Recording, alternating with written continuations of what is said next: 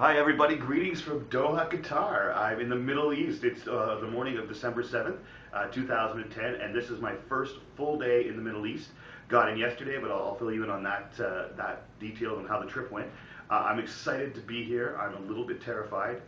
Anybody who's asked me about speaking before knows that often what I'll say is it's your presentation, but it has to be about the audience, and that means taking a minute to ask yourself, what is it that the audience most wants to know? What is it that the audience is most afraid of, given the topic you're talking about, and then ask yourself, what can I say to alleviate that fear or to deliver what they're looking for? And part of that is knowing as much as you possibly can about the audience and where they're coming from. And in this particular case, I've never dealt with this audience before. I'm not from this part of the world. I've been told by the people who booked me that there are some universals that people want to know about, and I'm hoping that today's presentation on the four social styles, which is something that is cross-culturally relevant, works. But we'll see, and there's nothing you can do but give it a shot. But I am really nervous heading into this. I haven't been this nervous speaking since probably the TED Toronto event is the only time I've ever been this close to this nervous. But I'm going to try to do as many video blogs as I can. I thought to myself, oh, I'll write while I'm over here, and it's already turning out that that's probably going to be difficult. I'm not going to be sitting at my computer all that much because I'm going to try to go out and see as much as I possibly can.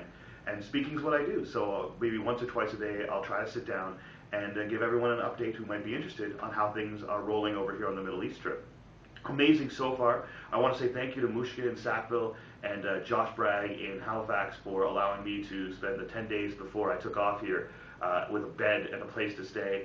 Thank you both so much, and to everybody else who sort of dealt with my itinerant lifestyle, to Alan Grant and to Kelly Francis and everybody else who's continually offered me a bed and a couch to stay while nuanced leadership and whatever this part of my life is going to be unfolds. And to my mom and dad, of course, who had to put up with a lot more of me than they had over the previous 10 years as this new part of my life unfolded.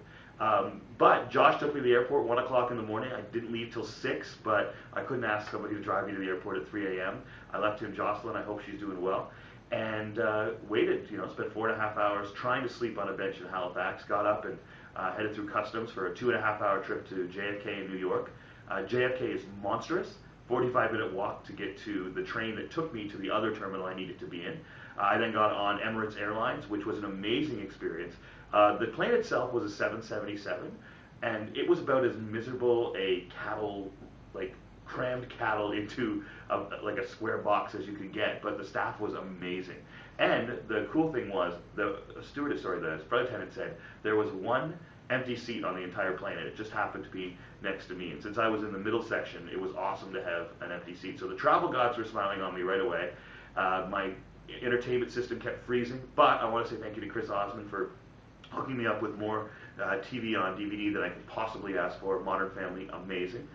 So thank you to Mr. Osmond for that. 12.5 hours, not much sleep on the entire trip. So by the time I got into Dubai, which was where the next leg of the trip started, I was exhausted, but I had to wander around the airport because it was amazing. You guys will see on the video just how incredible the airport is and how hard it was to not spend a ton of money there.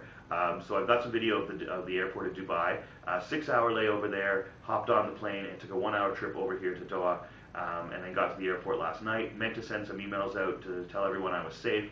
My apologies, I got 2 seconds into the king-size bed here, and after about 30 hours without any real sleep, I was out for about 15. But I'm up today. I think I'm semi-adjusted to the new time zone, and I'm feeling great, and I'm really excited to head over.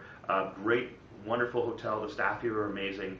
The place looks incredible. The best part was when I got off the plane, there was a 83 degrees, beautiful sunny day waiting for me. And after like the last 7-8 days in Sackville and Halifax, all it was freezing rain. It was amazing to sort of be here in the desert. So I'm not sure what else to say at this point. It was a long trip. It was a safe one. A lot of great, wonderful staff helped me along the way. Thank you to my friends who got me prepped and ready to go and over the nervousness before I came. And all there is now to do is to get into a taxi, head to Education City. I'm speaking for a group of high school teachers and counselors today at an event hosted by Georgetown University, because Georgetown, Texas A&M, Carnegie Mellon, they all have, along with College of the North Atlantic actually from Canada, they all have universities here. So I'm really excited to be a part of this, see what Education City is like. I'll upload some video and some photos if I can.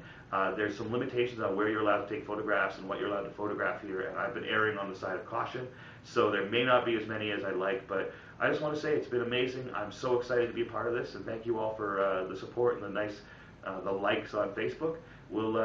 I'll keep you guys updated about what's going on. All the best.